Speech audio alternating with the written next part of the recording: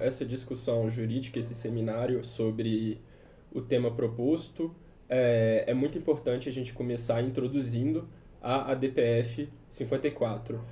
Foi basicamente uma arguição de descumprimento de preceito fundamental, ajuizada na própria Corte, no próprio STF, pelo Conselho Federal de Medicina, e seria basicamente a declaração da inconstitucionalidade da interpretação, na qual a interrupção da gravidez de fetos anencefálicos, não é aborto, interrupção da gravidez, estaria abarcada nos tipos penais do artigo 124 e 126 do Código Penal. E é muito importante fazer essa diferenciação entre aborto e interrupção da gravidez. Obviamente, o Código Penal é de 1940, né? Na época que ele foi decretado, não havia ali a tecnologia que pudesse dar um diagnóstico muito preciso, e, enfim, não havia muito conhecimento sobre a situação do feto anencefálico, tampouco havia muitas deliberações sobre aborto, né, que é um tema que até hoje em dia é bastante sensível na sociedade, e quem dirá em 1940. Mas, enfim, basicamente esse é o objeto da DPF 54, e é muito importante a gente começar falando que após a DPF 54, que declarou de fato a inconstitucionalidade dessa interpretação, o Conselho Federal de Medicina, alguns meses depois, acabou criando uma resolução na qual a interrupção da gestação se daria mediante diagnóstico médico, obviamente voluntário, e que, mediante esse diagnóstico, o procedimento da interrupção terapêutica da gravidez iria acontecer e o feto anencefálico seria, então, removido do corpo da mulher. Mas qual que é a questão do feto anencefálico? Qual que é a natureza jurídica dele e a própria definição, as características biológicas dele? O feto anencefálico, é importante também a gente falar que o Conselho Federal de Medicina, mais de 10 anos, foi em 2004, eles acabaram categorizando os anencéfalos como natimortos cerebrais. 8 anos antes da ADPF 54 ser julgado em plenário, o Conselho Federal de Medicina, lá em 2004, ele acabou categorizando os anencéfalos como natimortos cerebrais.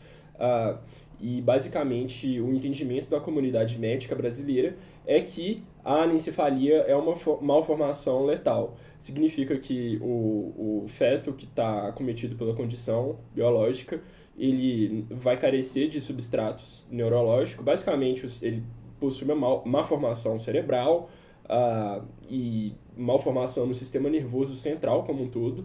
E essa malformação acaba deixando ele num estado de que ele não sente dor, de que ele não sente, não tem sentimentos, não carece de funções básicas biológicas mesmo, e por causa disso ele é um natimorto. Significa que ele já está ali morto e ele não tem expectativa de vida extrauterina. E essa é a principal questão para distinguir a interrupção do feto, a interrupção da gravidez do aborto, porque o feto anencefálico ele não tem nenhuma expectativa de vida extrauterina.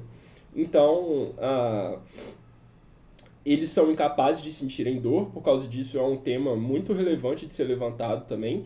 E sobre a anencefalia, conforme o relato de um médico que participou da audiência, o Dr. José Aristodemo Pinotti, a anencefalia ela é letal em 100% dos casos, quando o diagnóstico é correto. Então, uma das principais questões que se levantava durante o julgamento e a oitiva, né, dos especialistas era o que muita gente falava, que inclusive mulheres que deram à luz a fetos anencefálicos, que o feto acabou sobrevivendo ali um ano, uma semana, um mês após a criminalização da antecipação terapêutica do parto, no caso dos fetos anencefálicos, não harmoniza de forma alguma com a Constituição, porque fere diversos princípios e bens jurídicos. Primeiramente, viola o princípio da proporcionalidade, o princípio da dignidade, fere a autonomia e os direitos reprodutivos e sexuais da mulher. Começando pelo princípio da dignidade, por ser um princípio central no ordenamento jurídico de diversos países desenvolvidos e do Brasil, seria absolutamente inconstitucional existir um tipo penal ou existir uma interpretação que violaria esse princípio.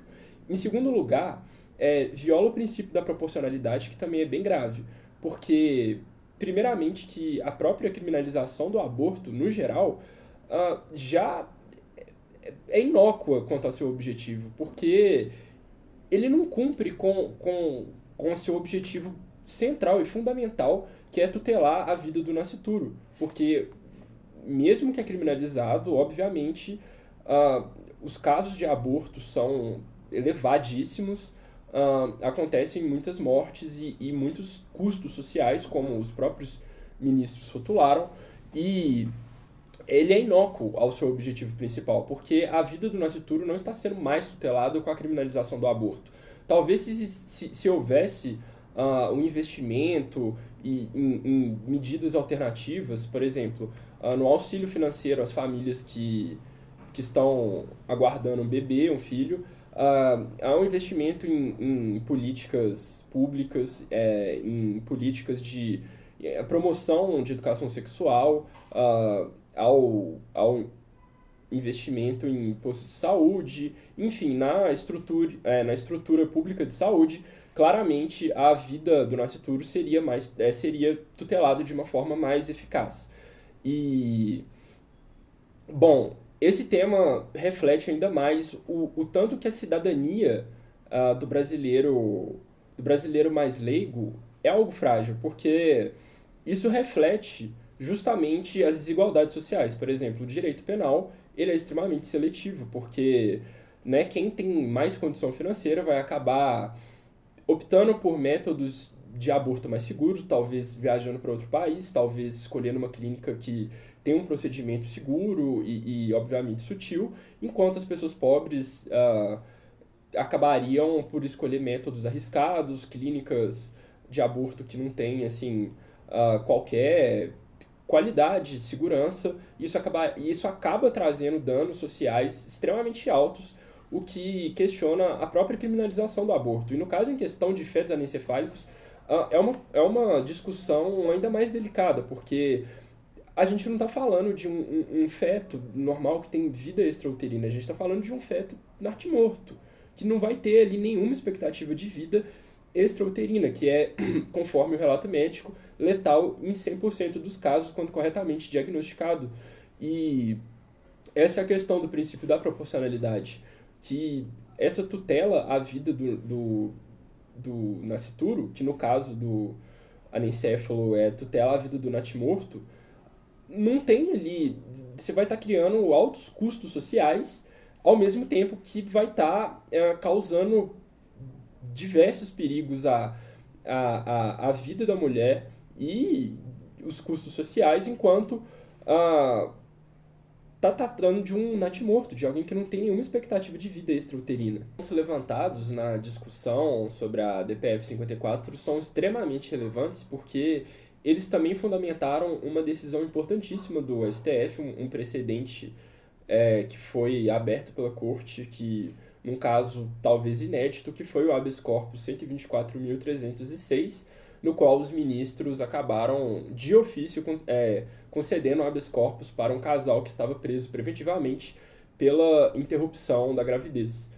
Se eu não me engano, aconteceu anteriormente às 10 semanas de gestação, mas os ministros acabaram concedendo habeas corpus utilizando esses mesmos argumentos.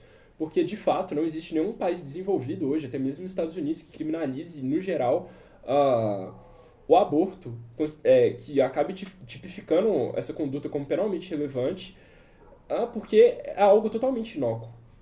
Não cabe para tutelar a vida do nascituro de maneira eficaz por todos esses pontos que eu acabei de falar. Mas, enfim, a questão principal da DPF 54, levantada nessa discussão que a gente está tendo agora, é sobre se a interrupção de gravidez seria um direito ou uma prática eugenista, se seria uma conduta eugênica.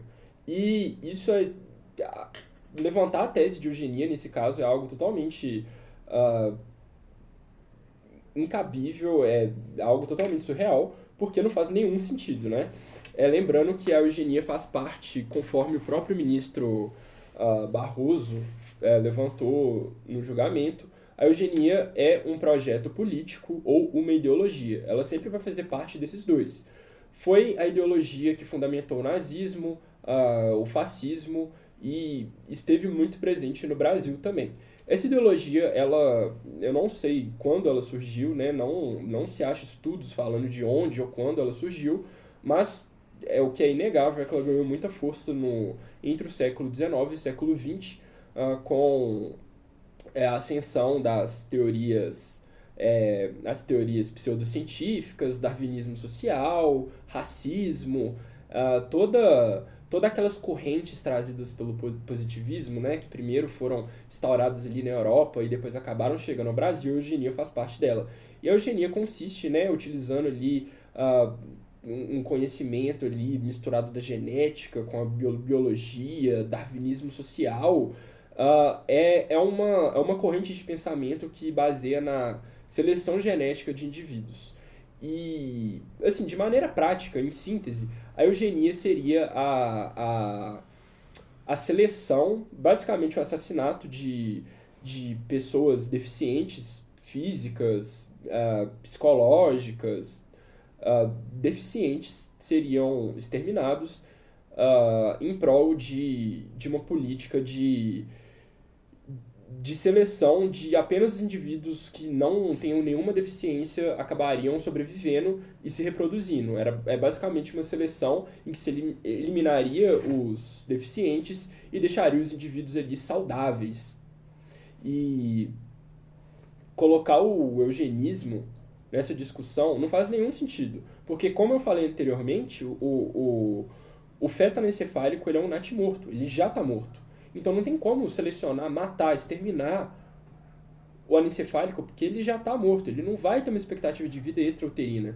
No caso da eugenia, além de ser, como eu falei, como o próprio ministro Barroso falou, parte de um projeto político ou de uma ideologia, para configurar uma prática eugenista, o feto precisaria sobreviver depois do parto.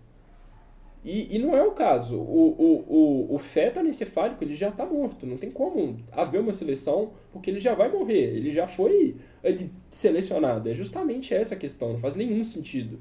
E, em segundo lugar, que a eugenia ela, né, foi muito forte no Brasil, de fato, na Europa. Fundamentou ali os regimes nazistas, os regimes racistas, e esteve muito presente na Europa e no Brasil, na sociedade intelectual, na sociologia, mas é uma questão que caiu em desuso com o tempo.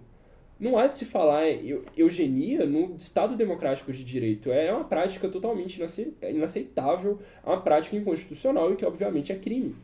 A eugenia é crime. Então, não faz nenhum sentido falar que os ministros do STF estão fundamentando pelo eugenismo em justamente proteger a vida das mulheres e tutelar ali pelos direitos coletivos e difusos, declarando a inconstitucionalidade dessa interpretação de colocar as pessoas, né, que acabam interrompendo a gravidez como praticantes do crime de aborto, que não faz nenhum sentido, e não faz nenhum sentido ainda você falar que isso foi motivado pela prática eugenista. Então, né, já afastando esse argumento absurdo da eugenia, eu acabo chegando na conclusão que, basicamente, a proteção à vida não é apenas restrita a um dos seres da relação. E eu novamente reitero as palavras do ministro Barroso, que acabou falando. Primeiro, a interrupção terapêutica da gravidez, no caso do feto anencefálico, não se trata de aborto. Ainda se tratando de aborto, seria um fato atípico, seria uma exceção do Código Penal. E ainda sendo aborto, violaria o princípio da dignidade. E mesmo assim, violaria os direitos reprodutivos da mulher e todos esses princípios, o princípio da dignidade e o princípio da proporcionalidade. Obviamente não é um procedimento compulsório, né? A pessoa, a mulher que acaba tendo um feto acometido pela doença, obviamente ela não é obrigada a fazer o procedimento, ela é voluntário. E, né, já concluindo aqui, a mulher ela não pode ser transfigurada a uma incubadora ou um caixão ambulante. Então tem que ter, sim, a opção ah, da antecipação terapêutica do parto, conforme o próprio Conselho Federal de Medicina adotou a medida. Então, assim eu encerro esse seminário breve sobre a DPF 54, e é isso. Boa noite, muito obrigado pela atenção.